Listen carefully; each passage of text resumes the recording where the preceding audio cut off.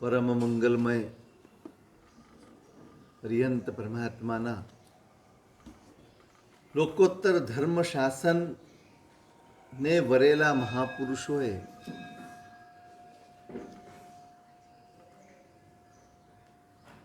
એમનો સઘળોય પુરુષાર્થ, એમની સઘળી શક્તિ, એમનું સામર્થ્ય, એમનું ચિંતન, જે કંઈ પણ એમણે મેળવ્યું એ સઘળું શાસનના ચરણે શાસન માટે ઉપયોગમાં લીધું.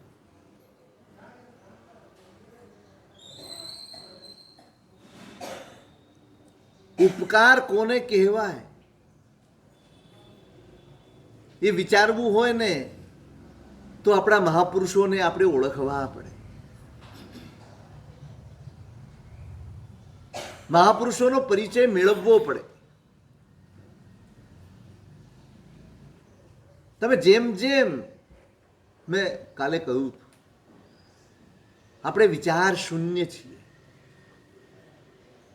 પણ જો વિચાર જાગે ને તો તમારા અહોભાવની માત્રા દિવસે દિવસે વધે. એવી અદ્ભુત, એવી લોકોત્તર વાતો આ પ્રભુના શાસનની, પ્રભુના શાસનના મહાપુરુષોની છે. અહોભાવ વધે. આપણે એકાદી વસ્તુ બહાર ક્યાંક જોઈ લઈએ, જરાક માટે ગમી જાય ને તો પછી એ મનમાં ઘુમરાયા કરતી હોય છે, એ ઘૂંટાયા કરતી હોય છે, એ યાદ આવ્યા કરતી હોય છે. જો ગમી ગઈ હોય તો સવાલ એ છે, શાસન ગમ્યું છે? ખાલી હા નહીં પાડતા. પહેલા ખુલાસો થઈ ગયો, જે ગમે ને એ સતત યાદ આવ્યા કરે, એનું સતત સ્મરણ હોય.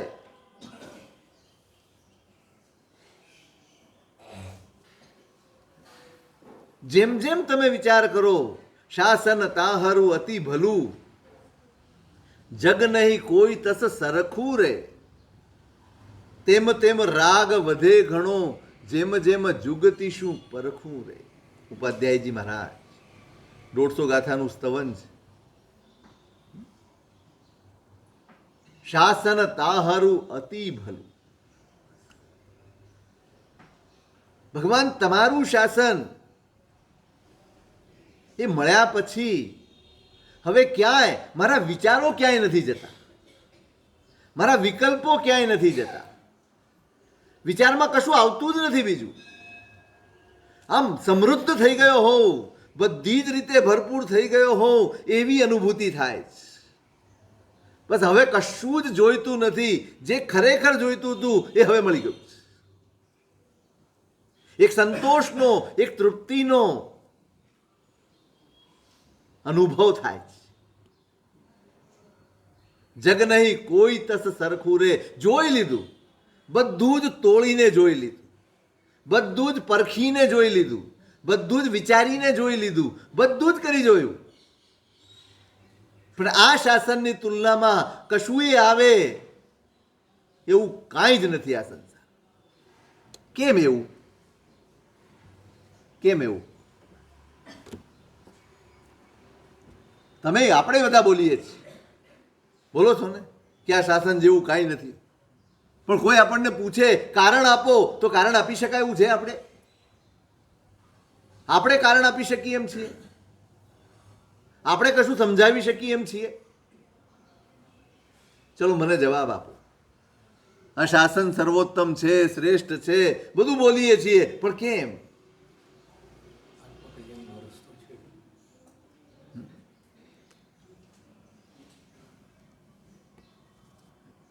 શરીર માટે, મન માટે, સંસાર માટે, પદાર્થ માટે બધું જ બધે જ છે. આ શાસન એકમાત્ર એવું છે જે આત્માનું છે, માટે સર્વોત્તમ છે, માટે સર્વશ્રેષ્ઠ છે.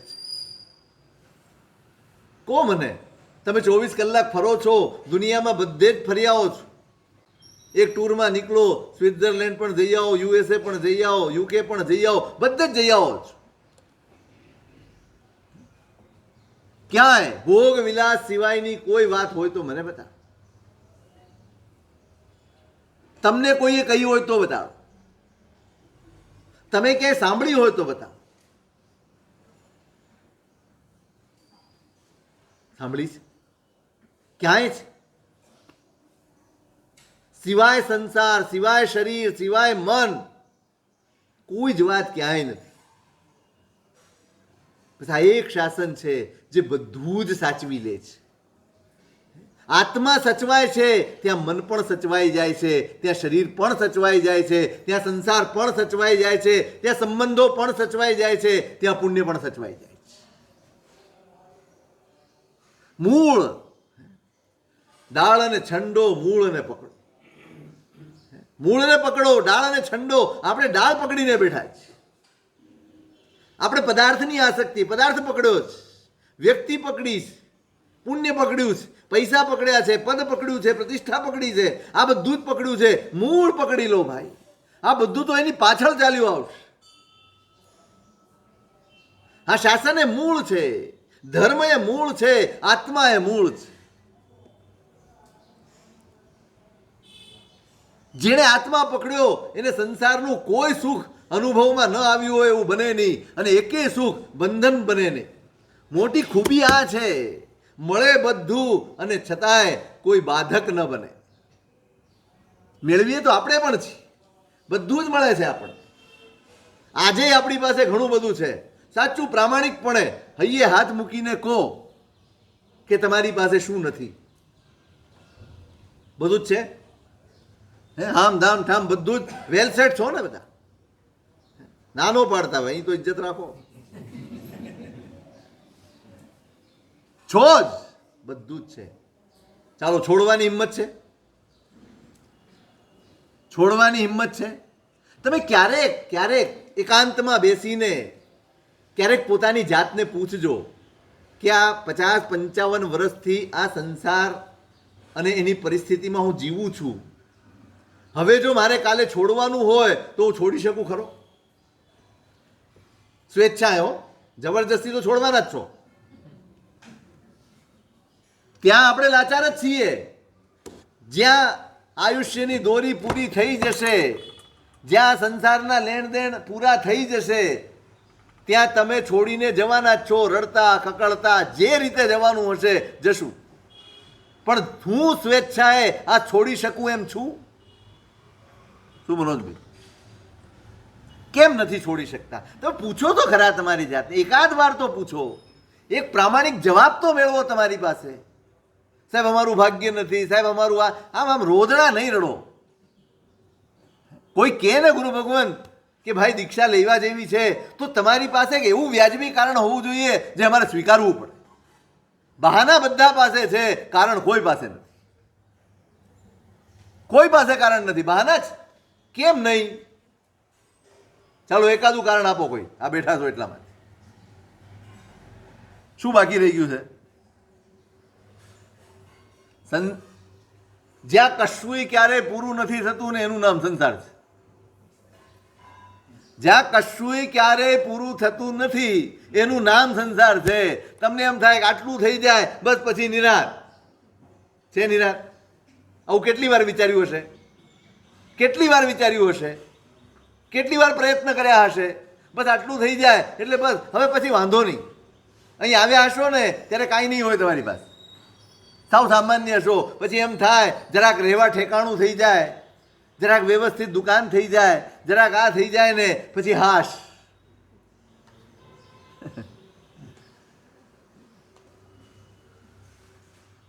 મન બહુ છેતરામણું છે, બહુ જ છેતરામણું છે. એની જાળમાં ફસાવ્યા જ કરે. આપણને એમ થાય આ કામ બાકી રહી ગયું, તે કામ બાકી રહી ગયું. સાહેબ આટલું થઈ જાય, નક્કી તો કરો. ચાલો નક્કી કરો, તમારી બધી જવાબદારી પૂરી થઈ જાય પછી નીકળી જાઓ. હે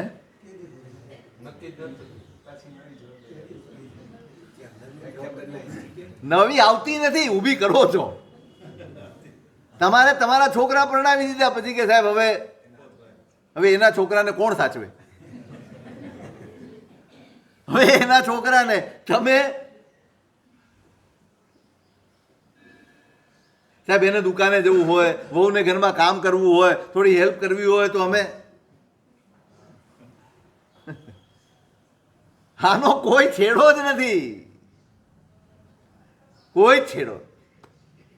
હું એ કહું છું, એક હાથ વાર પ્રામાણિકપણે બીના હૈયે પૂછો તમારી જાતને, કેમ નથી છૂટતું?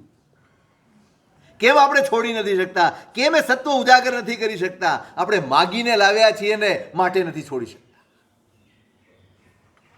બરાબર યાદ રાખજો, માગીને લીધેલું ક્યારેય છોડી શકાતું નથી. આસક્તિ જન્માવે, મમત્વ જન્માવે, મોહ જન્માવે. માગેલું છે, મને આ મળો, નિયાણું છે આ. ભરોસો રાખો, માગવાનું છોડો. તમને ભગવાન ઉપર ભરોસો કરો? હા, ચલો આજથી બાધા લો, બધા હાથ જોડો. જેને જેને ભગવાન ઉપર ભરોસો હોય એ ભગવાનને કોઈ પ્રકારની વાત નહીં મૂકે કે મારું આ કરી આપો, મૂકવાની જ નહીં. હવે એ તો કેવલી છે ને, એને નહીં ખબર પડતી હોય કે આ કેમ આવ્યો છે. એને ખબર પડતી જ હોય ને આ કેમ આવ્યો છે. પછી જણાવવાની શી જરૂર? હા, લાભ વગર ના લોટે, પણ એને ખબર જ છે આ કેમ લોટ્યો છે, આ લાલો આવ્યો કેમ છે. એક જગ્યાએ બહુ સરસ લખ્યું હતું, હિન્દીમાં લખ્યું હતું, बहुत अच्छा ताना दिया आज भगवान ने, बहुत अच्छा ताना दिया आज भगवान ने, रोज मांगने ही आते हो, कभी मिलने तो आया करो. रोज मांगने ही आते हो, कभी मिलने तो आया करो. क्यारेक तो परमात्मा માટે દેરાસર જાઓ. પરમાત્મા માટે જિનાલય જાઓ તો એ ધર્મ છે. હું મારા માટે જાઉં છું નહીં, ત્યાં જ બદલવાનું છે ભાઈ, આ જ બદલવાનું. દેરાસર જવાનું નથી બદલવાનું, દેરાસર જવા પાછળનો આશય બદલવાનો. જરાક આશય બદલાય છે અને આખી ક્રિયાનો અર્થ ફરી જાય છે, આખી ક્રિયાની શક્તિ ફરી જાય છે, એનો પ્રભાવ બદલાઈ જાય છે, એની શક્તિ બદલાઈ જાય, એની તાકાત બદલાઈ જાય. હવે તો આ બાળ અવસ્થામાંથી આપણે બહાર આવીએ, બાળ અવસ્થામાંથી બહાર આવીએ આપણે.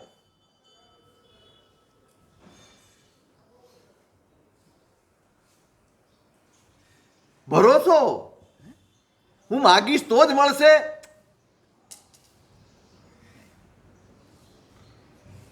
આપણા માવતર હોય ને એ આપણા ચહેરા ઉપરથી કળી જતા હોય છે કે દીકરો ઉપાધિમાં છે, દીકરો તકલીફમાં છે, તો એ સામે ચાલીને બધું કરી દે છે. આ તો સૌના માવતર છે યાર.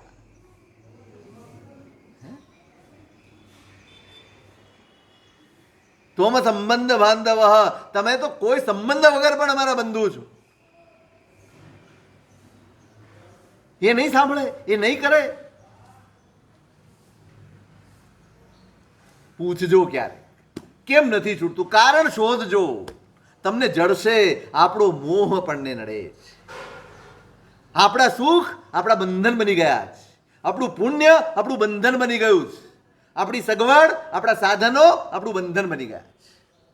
ધર્મ એટલે કરવાનો છે, બરાબર સમજો. એમને એમ દાન, શીલ, તપ, ભાવ એમને એમ નથી ગયા. દાન એટલા માટે કરવાનું છે આ મમત્વ, આ મૂર્છા આ તૂટે. 1 રૂપિયો ભંડારમાં નાખો ને ત્યારે તમારા મનમાં વિકલ્પો હોવો જોઈએ. પરમાત્માન એવું સામર્થ્ય આપો કે આ પરિજ્ઞ સંજ્ઞા આ તૂટે, માટે આ રૂપિયો નાખો. 1 ના 10 કરવા આ કઈ ઝેરોક્સ મશીન નથી.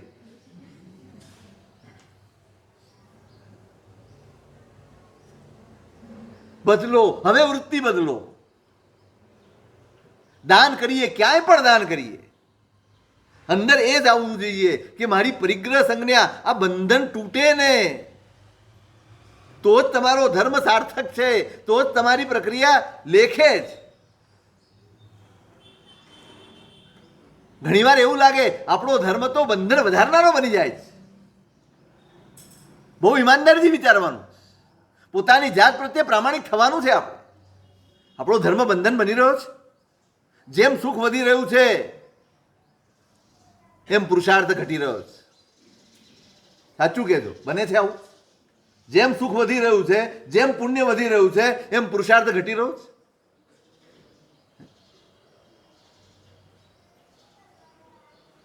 નહીતર આ શાસન પામ્યો હોય એ તો મુક્ત થવાની અભિલાષામાં જીવતો હોય. શાસન ત્યાં જ છે જ્યાં મુક્તિનો અભિલાષ છે. આરાધકપણું જ આ છે કે હું છૂટું. આરાધકપણું શું? આરાધના સામાયિક છે, આરાધના પ્રતિક્રમણ છે, આરાધના પૂજા છે, આરાધના દાન છે, પણ આરાધકપણું શું છે? હું છૂટું એ આરાધકપણું. કઠવું જોઈએ. ચાલો આટલું બધું સરસ મળ્યું છે, શરીર અનુકૂળ છે, આરોગ્ય અનુકૂળ છે, બધું જ કહેવાતી બધી જ જવાબદારી પૂરી થઈ ગઈ છે. હજી ધર્મ તરફનો ઝુકાવ વધતો કેમ નથી? જીવનમાં ક્રિયાઓ પ્રવેશ કેમ નથી કરતી? કેમ ધર્મ વધતો નથી અને સંસાર ઘટતો નથી? કેમ? આપણે રૂટીનમાં ગોઠવાઈ ગયા છીએ, બધા જ ગોઠવાઈ ગયા છે. પર્યુષણ આવશે એટલે કરી લેવાનું, અમુક પર્વ દિવસો આવે એટલે કરી લેવાનું, અમુક આ બધું ફિક્સ થઈ ગયેલું છે આખા વર્ષનું. સાચું કહો, આખા વર્ષનું જે ફિક્સ છે એના કરતાં વિશેષ કાંઈ કરો છો? અનુકૂળતા નથી. અનુકૂળતા નથી.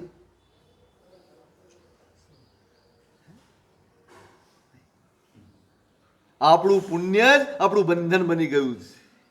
કારણ આપણો ધર્મ લાલસાનો ધર્મ બની ગયો છે. આપણો ધર્મ ઈચ્છાઓનો ધર્મ બની ગયો છે. આપણો ધર્મ એની પાછળ તૃષ્ણાઓ કામ કરી રહી છે. એમાંથી મુક્ત થવાનું છે, એમાંથી છૂટવાનું છે. છૂટી જાય ધર્મથી, નિરાશંસ ધર્મથી, ઈચ્છા વગરના ધર્મથી. ઈચ્છા એટલે સાંસારિક કોઈ ઈચ્છા ન હોય, કોઈ આશંસા ન હોય એવો ધર્મ કરે ને એને જે મળે એ છૂટે, એ બંધન ન બને. શાલીભદ્રને રિદ્ધિ છૂટી ગઈ. કલ્પના તો કરો. રોજની 99 પેટીઓ ઉતરતી હોય દેવલોકમાંથી. પાછી કઈ સામગ્રી વાપરવાની છે? મનુષ્યલોકની નહીં, દેવલોકની સામગ્રી વાપરવાની છે. રોજ નવી. ત્યાં તો રત્ન કંબલ બી પગ લૂછણ્યા તરીકે વપરાય. એટલી સમૃદ્ધિ છે. અને એક પળમાં છૂટે. યાદ કરજો, પ્રવેશના દિવસે કહ્યું હતું જાગવાનું છે.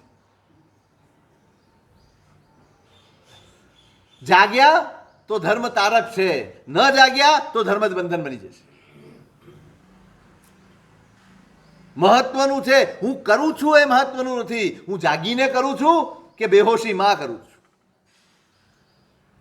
હજી આપણને ભાન નથી, હજી હોશ નથી, હજી જાગ્યા નથી.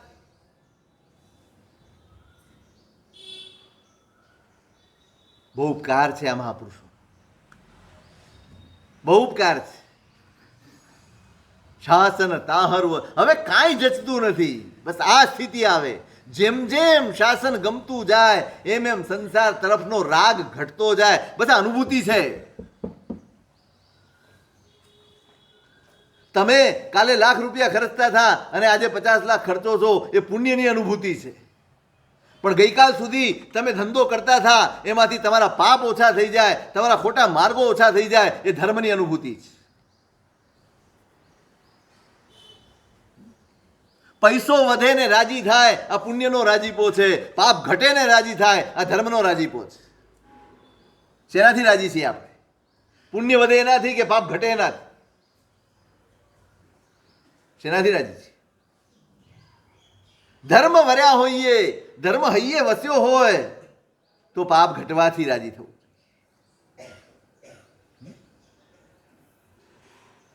મહાપ્રજ્ઞજી એક વાત કરેલી છે, એક ઘટના કહેલી છે. એમના શ્રાવકની, સરદારપુર શહેરના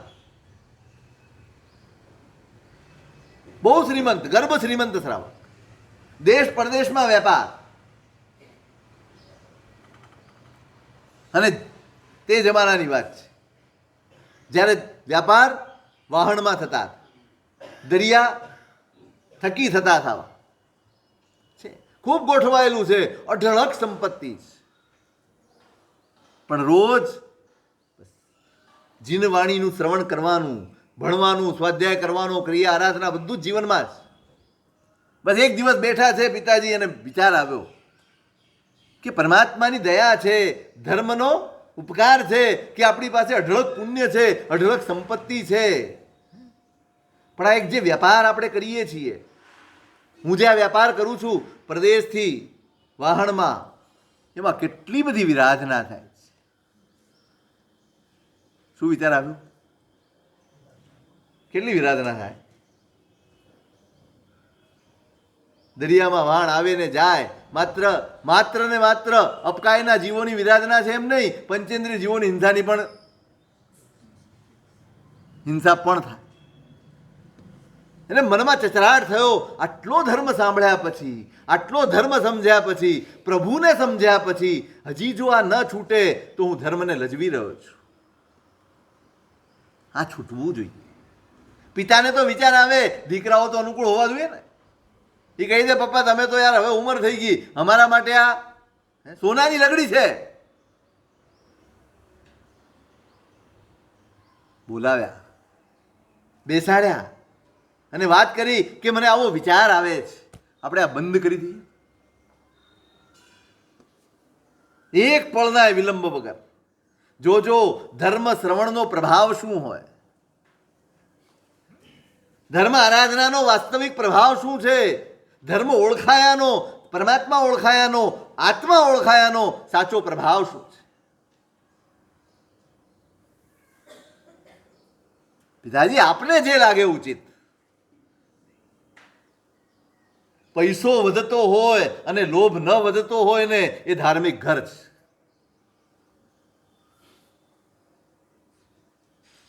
શું વધતું હોય? પુણ્ય વધતું હોય, પૈસો વધતો હોય, માન પદ પ્રતિષ્ઠા બધું જ વધતું હોય અને છતાંય ચિત્તમાં મોહ ઘટતો જાય તો સમજવું કે આ ધર્મનું સ્થાન છે.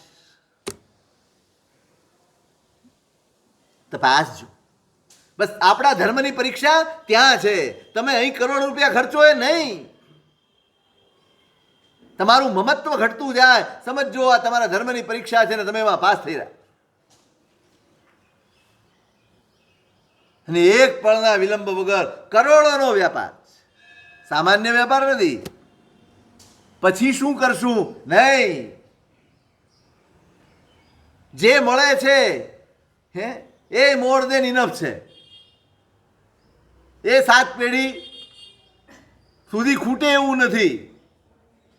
અને એક લોભ ખાતર ભલે પુણ્ય સાથ આપી રહ્યું છે, પુણ્ય સાથ આપે એનો મતલબ પાપ કર્યા કરવું એ અધાર્મિકતા છે. પુણ્ય સાથ આપે અને છતાંય પાપ કર્યા જ કરવાનું એ અધાર્મિકતા છે, એ ધાર્મિકતા નથી.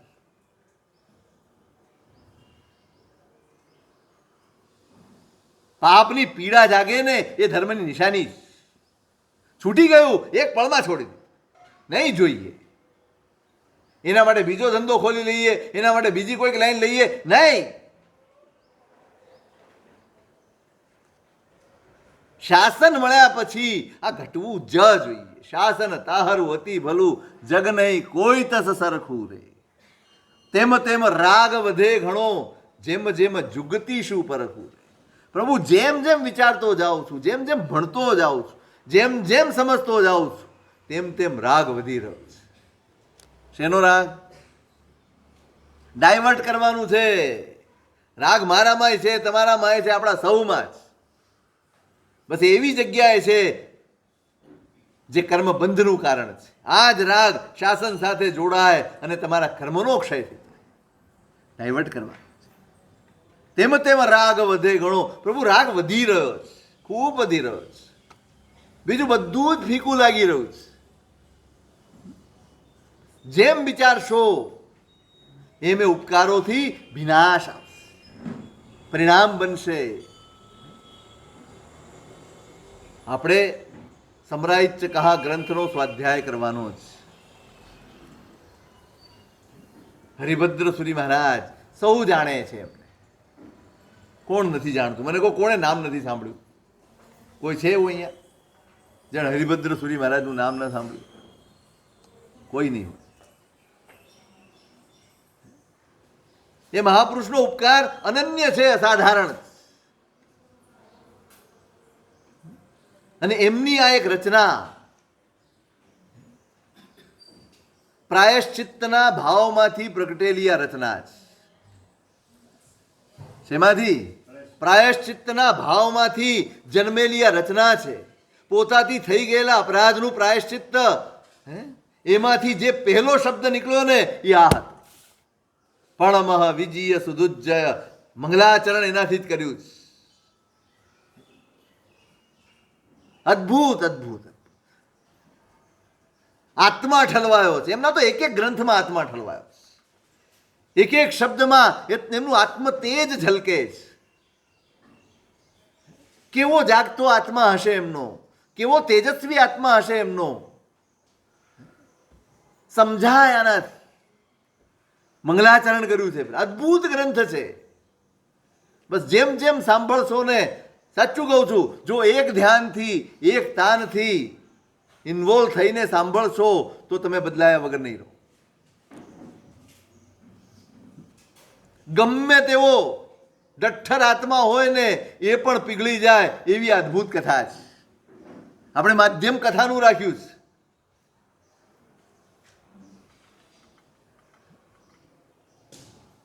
ગુણસેન અને અગ્નિશર્મા સમરાદિત્યના 9 ભવની આખી કથા છે. ચડતી પડતી કેવી હોય, સંબંધો કેવા હોય, સંસાર કેવો હોય.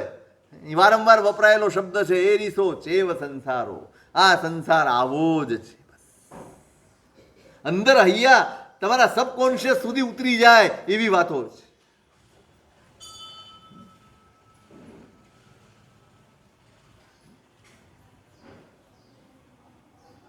આપણે એમના શબ્દોના ટેકે ટેકે ચાલવાનું છે. આપણે અંદર બોધ જગાડવાનો જ. જાણકારી નહીં, ફરીવાર સમજો શું કરવાનું છે. જાણકારી નહીં, આપણા બોધને જાગૃત કરવાનું છે. એક જગ્યાએ સરસ લખ્યું, any fool can know, any fool can know, the point is to understand. કોઈ મૂર્ખ માણસ પણ જાણકારી મેળવી શકે છે. કોઈ મૂર્ખ માણસ પણ માહિતી ભેગી કરી શકે છે. સવાલ સમજણનો જ. આપણે જાણકારી નથી ભેગી કરવી, આપણે કથા યાદ નથી રાખવી, આપણે એનો બોધ પામવો છે. આપણે એમાંથી આપણા આત્માને ઢંઢોળીને જગાડવાનો જ. આપણે આપણો રાહ પકડી લેવાનો છે. આપણે આપણી જાતને બદલી દેવાની છે. આ કામ આ ગ્રંથ દ્વારા આપણે કરવાનું છે. આજે તો આપણો ટાઈમ થઈ ગયો છે. પણમઃ વિજીય સુદુજ્જય નિજ્ય સુરમણુ વિષમ સર પસરમ મંગલાચરણ કર્યું છે. કોઈ પણ ગ્રંથ, કોઈ પણ મહાપુરુષ સૌથી પહેલું કામ મંગલાચરણથી કરે. એટલા માટે મંગલાચરણ છે કે હું કરું છું આ બોધ, આ અહંકાર ઓગળી જાય એટલા માટે મંગલાચરણ. હું ચાલી શકું એ મારી તાકાત નથી, હું કરી શકું એ મારી તાકાત નથી. હું તો પરમાત્માની અને જે શક્તિ છે એની આંગળી, પરમાત્માની, ગુરુની, શાસ્ત્રોની એ શક્તિની આંગળી પકડીને હું ચાલવાનો.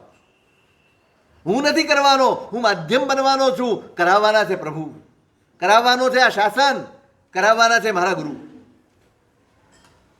આ મંગલાચરણનો અર્થ આ છે, હું આંગળી પકડી લઉં છું. હવે એ જેમ દોરશે એમ હું દોરાઈશ, એ જેમ ચલાવશે એમ હું ચલાવીશ, એ જે લખાવશે હું લખીશ. આ શબ્દો મારા નથી, આ ભાવ મારા નથી, આ કશું જ મારું નથી. હું માત્ર માધ્યમ છું. પેન લખે કે આપણે? પેન લખે કે આપણે? હે, બોલો ને. આ સીધો સવાલ છે, કોઈ ગોટપટો નથી. આપણે જ લખીએ છીએ. હવે પેન એમ કે મેં લખ્યું તો, અને પેનનું બહુમાન થાય અહીંયા મૂકીને. 500 પાનાનું પુસ્તક લખાયું છે, હાથ ચડાવો, કવર મૂકો. જે પેન થઈ શકે એનું જ્ઞાન સાર્થક છે. જે પોતાની જાતને માધ્યમ બની શકે એનું જ્ઞાન જ સમ્યક જ્ઞાન છે. હા, મહાપુરુષોએ પોતાની જાતને માધ્યમમાં મૂકી છે. અમે માધ્યમ છીએ, કરતા નથી.